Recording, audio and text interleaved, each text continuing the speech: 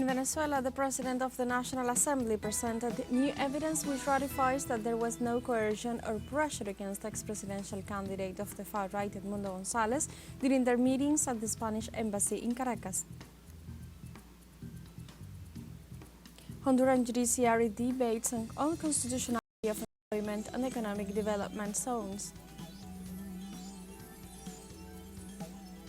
Israel launched on Friday an aggression against the southern suburb of Beirut, the Lebanese capital, and 8 people have been reported as victims so far.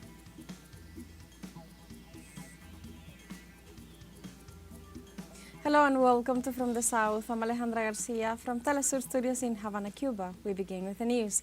In Venezuela, the President of the National Assembly, Jorge Rodriguez, presented a document in which the former presidential candidate of the far-right, Edmundo Gonzalez, recognizes the ratification of the triumph of President Nicolás Maduro by the Supreme Court of Justice. Our special envoy in Caracas, Ignacio Lemus, with the details. A day before leaving Venezuela, former opposition presidential candidate Edmundo Gonzalez Urrutia signed a document recognizing the Supreme Court of Justice's ruling ratifying the electoral victory of President Nicolás Maduro. The signing of the letter took place during a meeting with the Spanish ambassador, the executive vice president Delcy Rodriguez, and the president of the National Assembly, Jorge Rodriguez. Y sigue, señor González Urrutia. And Mr. Edmundo Gonzalez Urrutia, Mr. President of the National Assembly, I have always been and will continue to be willing to recognize and abide by the decisions adopted by the organs of justice within the framework of the Constitution, including the aforementioned ruling of the electoral chamber. Gonzalez Urrutia also stated that he recognizes the 5 institutions of the state. Through the document, the ex-candidate of the extreme right requested authorization for his asylum in Spain and promised that his public activity abroad would be limited. The government of Spain denies having dialogued with Venezuela, but in an exclusive interview with teleSUR, the president of the Legislative Assembly verified that there were conversations. It was a two-way negotiation. It was a conversation. It was a negotiation between the vice president and the government of Spain for the purpose of the documents, let's say legal.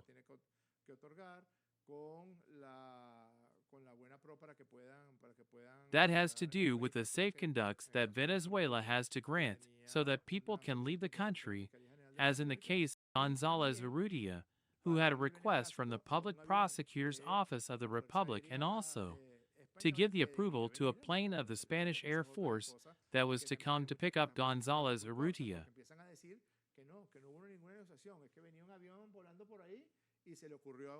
Which is another thing that also has incongruities, because they start to say that there was no negotiation.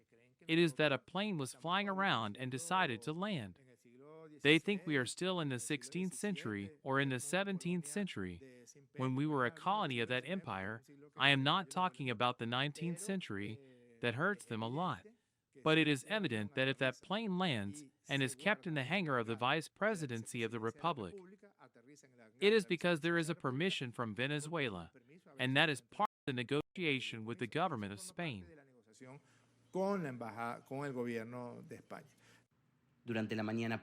During the morning prior to the publication of the letter by the President of the National Assembly, Edmundo Gonzalez's lawyer denied that the document had been signed.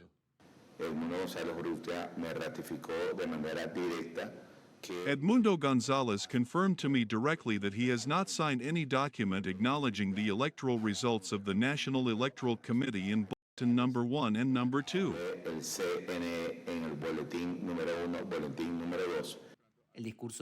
The lawyer's speech refuted by Jorge Rodriguez. I invite anyone to make a graphological analysis of the signature of Mr. Edmundo Gonzalez. But we are also showing a photograph of Mr. Edmundo Gonzalez signing. And I tell one more anecdote, that a friend of mine laughs at my absent-mindedness. I did not have a pen at that time, and I asked Mr. Gonzalez Urrutia to borrow his pen, my signature is written with Mr. Gonzalez Urrutia's pen because I did not have a pen. El bolígrafo del señor González Urrutia, porque no tenía bolígrafo. Las declaraciones del abogado de The González. lawyer's statements contradict those of his client, who from Spain acknowledges having signed, but assures that it was under duress and considers that the document is null and void. Jorge Rodriguez gave 24 hours for Edmundo Gonzalez to rectify the accusations made. Yo tengo otras pruebas. I have other evidence to the contrary. Do not force me to show them because I am willing to do so. I have recordings of the meeting I personally had with Mr. Gonzalez Urrutia. Do you want me to show them? González Urrutia. ¿Usted quiere que yo las muestre? La oficialización de la The carta- officialization of the letter comes at a time when the National Assembly is advancing in the investigations on the fascist actions that generated the death of 27 people against the electoral result of last July 28th. Ignacio Lemus y Jesús Romero para Telesur desde Caracas. Now let's see the pieces of evidence presented by the President of the Venezuelan National Assembly, Jorge Rodriguez, where on a first audio you can see the cordial climate of the meeting held between Edmundo Gonzalez and Venezuelan authorities, Jorge Rodriguez, and the Vice President, teleSUR Rodriguez.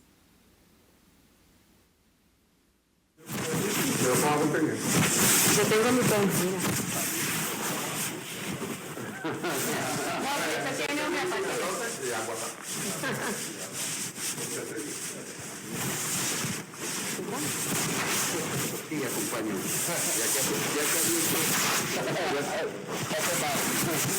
Other pieces of evidence show Gonzalez Urrutia's urgent desire to leave the country.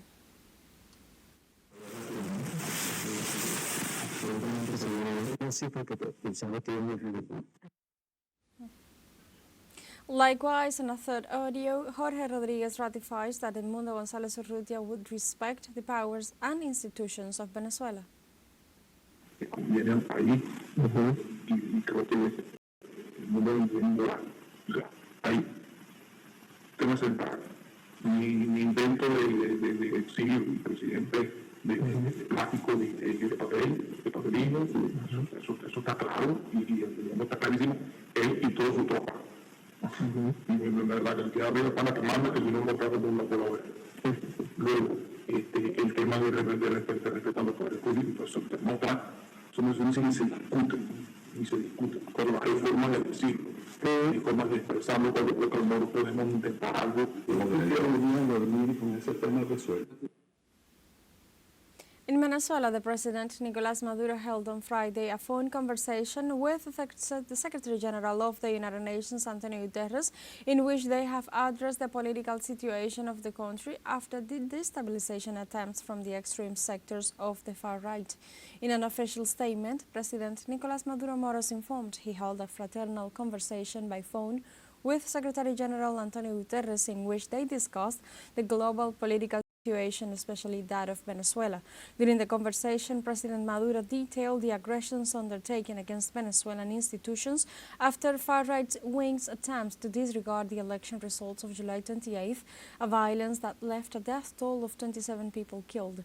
For his part, Secretary General Guterres expressed that the United Nations is against any intervention in internal affairs that affect the sovereignty and self-determination of nations and advocates for the dialogue among Venezuelans.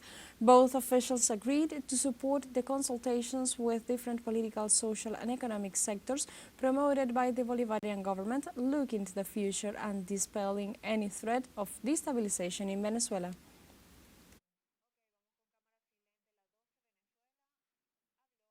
The National Telecommunications Commission of Venezuela, CONATEL, announced the start of the public bid to develop the fifth-generation frequency of mobile telephony technologies in the country. On the opening of the second edition of the International Telecommunications FTS 2024 fair, which took place in Caracas, the sectoral Vice President of Public Works and Services and General Director of CONATEL, Jorge Marquez, confirmed that he gave accounts to the President, Nicolás Maduro, to warranty the operation of the project. The plan aims to advancing with new technologies and putting them at the service of the population.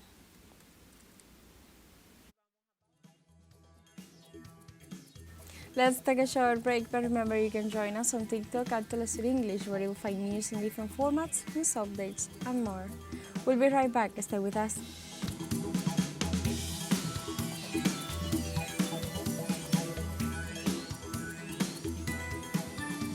Welcome back.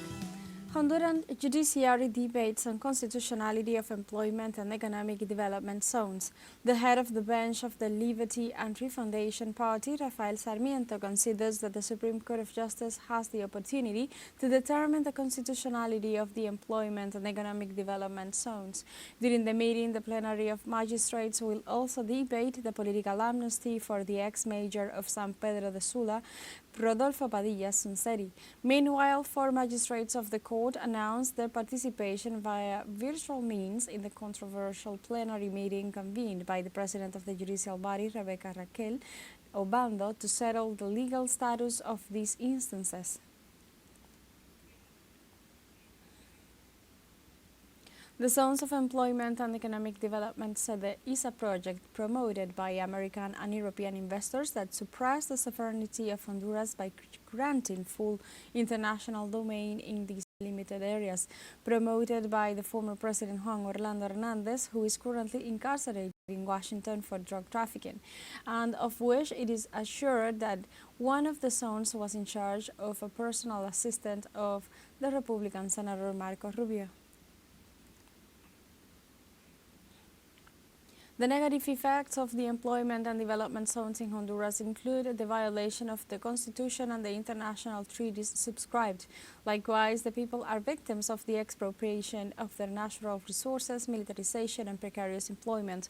On the other hand, there was no prior and informed consultation with the inhabitants before the installation of the SEDES project.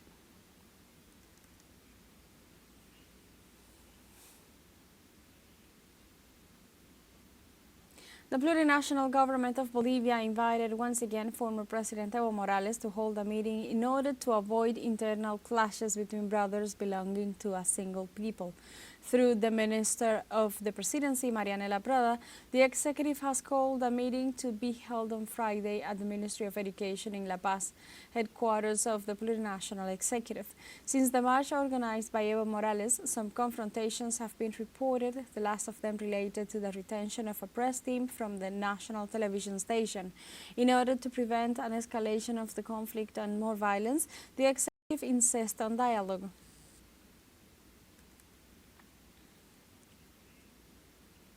Argentina's government policies have left more than 450,000 new unemployed during the last 6 months of 2024.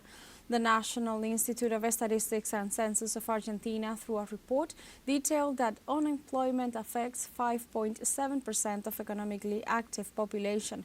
The increase in the unemployment rate coincides with an economic recession prolongation explained by a significant drop in consumption and cuts in public spending, which is one of the fiscal adjustments measures implemented by President Javier Milei. Reports indicated that Buenos Aires leads the unemployment rate with 8.3%, followed by the Northeast region with 7.8%, while some procedures recorded a drop in consumption of around 30%.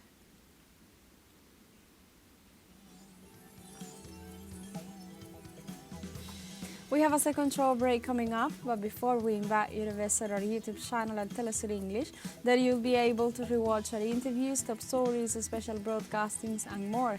Hit the subscribe button and activate the notification bell to stay up to date on the world's most recent events. Final short break, don't go away.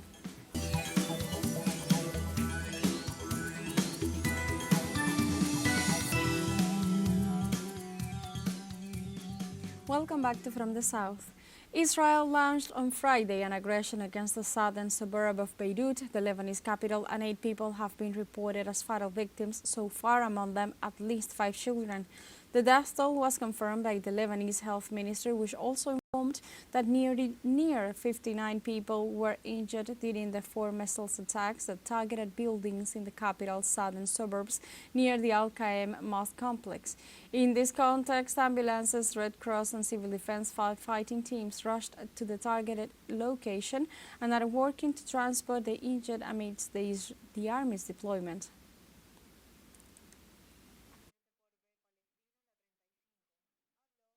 In Palestine, an Israeli attack caused the death of more than 13 people in the last 24 hours in several residential areas of the Gaza Strip. Local media reported that the Israeli aerial aggression was against the Gaza City and indicated that emergency teams are searching for survivors under the rubble. Also, Israeli forces demolished several residential buildings in the southern part of the Palestinian enclave and destroyed multiple structures in the northern part of the Al-Nusayrat refugee camp. The frequent Israeli aggression against Gaza since October 7, 2023 has caused the death of 41,272 Palestinians, mostly women and children, and left over 95,000 wounded.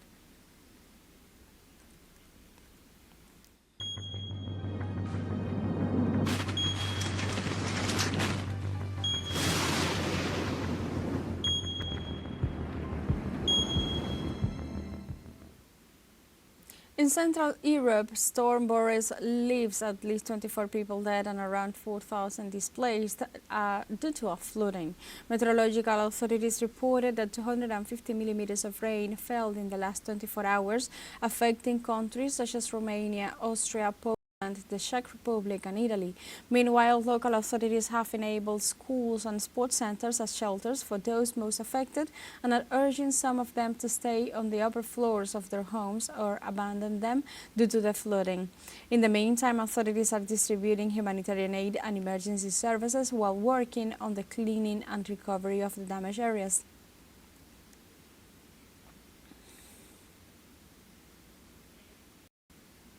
Meanwhile, in Hungary, authorities closed roads, train stations and suspended ferry service due to flooding after Storm Boris. Also report that in the Danube Bend region, houses and restaurants close to rivers were covered with water. They also report that more than 6,000 professionals were mobilized to fill sandbags to fortify the Polish city of Wrocław.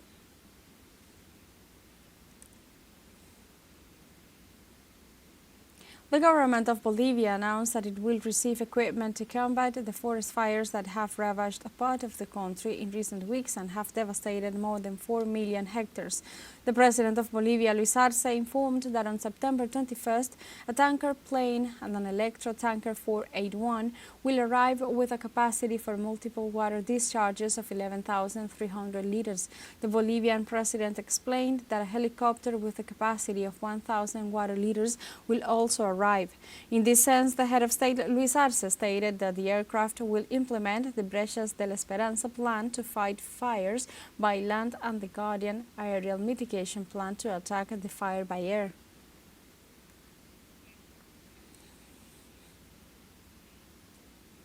In Colombia on Friday, the National Unity of Risk Management of Disasters has reported 249 wildfires in September, with 10 of them still actively raging. In this sense, the most affected region is Cundinamarca in the center of the country, as it has faced 66 of the wildfires, while Huila and Tolima have notified 44 each. In this context, the agency proposed pursuing a technical management strategy to put out the wildfires, which have already destroyed 23,000 hectares of the domestic forests. In addition, the National Directorate of the Firefighters stated that more than $7 million have been allocated to purchase the cutting-edge equipment to better tackle these incidents. Regarding the fires in Tolima, the director of the Regional Autonomous Corporation provided an update.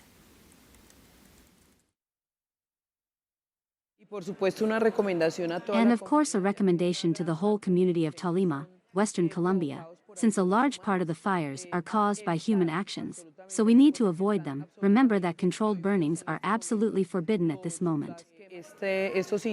These fires in Tolima, Western Colombia, are consuming a number of hectares, some of which are of strategic and ecosystemic importance and affect our wildlife, and we have asked the Minister of the Environment to help us. In Brazil, aggravated by the drought, forest fires have been ravaging the country in the past weeks, with authorities revealing that most of them were man-made. Our correspondent in the South American nation, Brian Meir, brings us more details. Capitalizing on conditions caused by the worst droughts in decades, forest fires have been raging across Brazil for weeks. According to the federal government, 99% of these fires have been started by humans. On September 19th, the government announced that since the start of the crisis last month, 187,580 square kilometers have been destroyed by fire, an area over twice the size of Austria. The concrete fact is that it looks very unusual to me. Some fires happen every year. It's the worst drought in recent memory and the worst heat wave in recent memory around the world, but to me, something reeks of the opportunism of some sectors trying to spread chaos in this country. Every year during dry season in countries across South America, local actors in global commodity chains for products like soy and beef start fires on environmentally protected land, then illegally occupy it when the smoke clears, to start farming and ranching for agribusiness corporations in the global north. This year, however, top officials in environmental and policing agencies believe that something even more nefarious is underway. There are forest fires going on in Bolivia, Peru, Paraguay, and other places around the world. The difference is that there is a criminal group here in Brazil enacting a kind of climate terrorism in which they use conditions generated by climate change to further aggravate the problem. This is a crime against public interest, against public financing, and it definitely requires stiff sentences. Spreading chaos is a common tactic of the internationally aligned far right, and some leaders are already under investigation for possible roles financing the fires. One hypothesis for motive is to discredit the Lula government during the lead-up to the October 6th local elections. Pastor Silas Malafaia. Pastor Silas Malafaia is a religious leader connected to the Brazilian far right who regularly financially backs their demonstrations, including the anti-Supreme Court rally on September 7th in Sao Paulo. He posted invitations to it on his social media channels saying, "Brazil is going to burn immediately." The number of fires increased across Brazil. On September 18th, Environmental Minister Marina Silva said that firefighting brigades had extinguished 290 fires, contained 179, and were battling the remaining 108 man-made forest fires burning across Brazil.